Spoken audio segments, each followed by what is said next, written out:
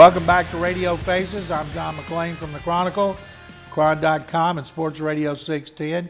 He's Andy Kalu. He's from Sports Radio 610. We're going to go around the league. Now, you want to start, but Eli Manning. Eli said he was coming. Has he arrived? Oh, he's arrived, and anytime you're a Super Bowl winning quarterback and you continue to start, I believe he's already arrived. You can't just sit there and compare him to Peyton Manning and to Tom Brady and say he's not elite. He's won a Super Bowl, but what I like is before the season started, he said, you know what, y'all need to start mentioning me in the same breath as Tom Brady. Everybody laughed and said, this guy is crazy. He talked the talk, and this past week when they played the New England Patriots, he walked the walk. He led the New York Giants to a game-winning drive at the end of the game. And what really stood out in my mind when I watched that game, they needed a touchdown. They had the ball at the 1 yard line. They have a 250-pound running back that you think you could just hand it off to and he'll punch it in. No, they said, you know what, let's put it in our superstar's hands. And Eli Manning threw the 1 yard touchdown pass to win the game. He's showing poise, maturity, and it's funny. When his brother is out, he seems to be playing better. So I don't know if that rivalry, if the pressure is gone and he's just enjoying himself. But the way he's playing this year, he's having a Pro Bowl season, and he's looking like he's going to lead his team to win that division. I still think the NFC East is a pretty tough division, save Washington Redskins. And what he's doing this year is not short of amazing. And he did that at New England, where they never lose at Gillette Stadium, but they lost Sunday.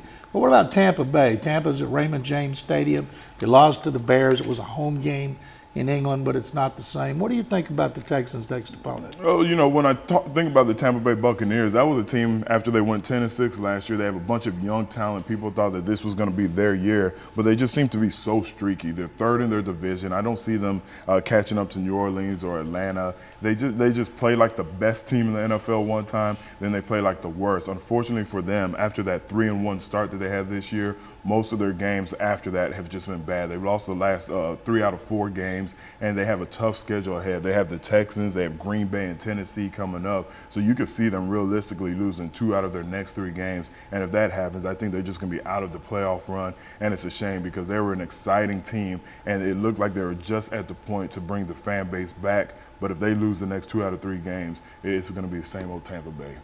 Now, your favorite team, the Dallas Cowboys, is coming off a big victory over Seattle.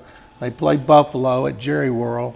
Their schedule, other than Buffalo's, pretty easy during a month-long stretch.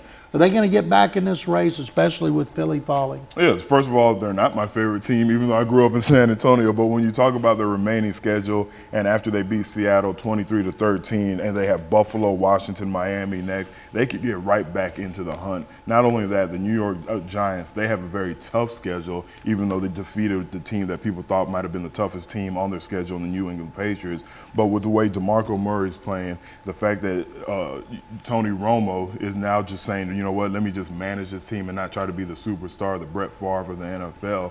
I think they do have a chance to right this ship and turn it around, especially with the remaining teams they have on their schedule. Now, you mentioned Eli Manning. Eli's playing great, but he couldn't carry Aaron Rodgers' job. Aaron Rodgers is quarterback of the unbeaten Packers. His rating has been at least 110 in every game. They're tied for 3 teams have come back from Super Bowl victories and been at least 8-0, and they are unbeaten.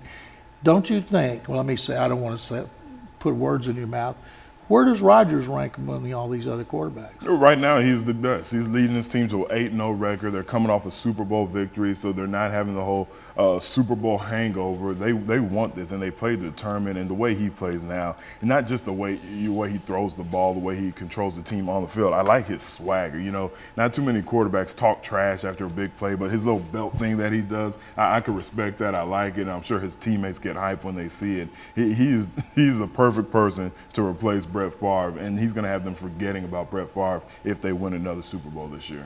Baltimore Ravens 6-2, tied with Cincinnati, best record in the AFC.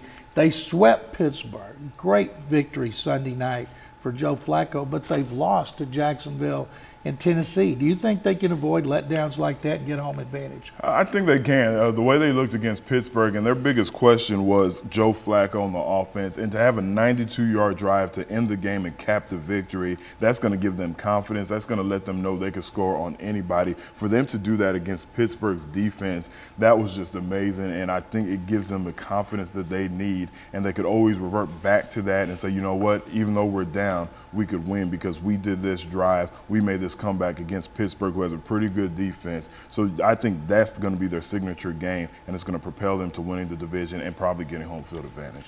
Miami goes to Kansas City. Chiefs are on a roll.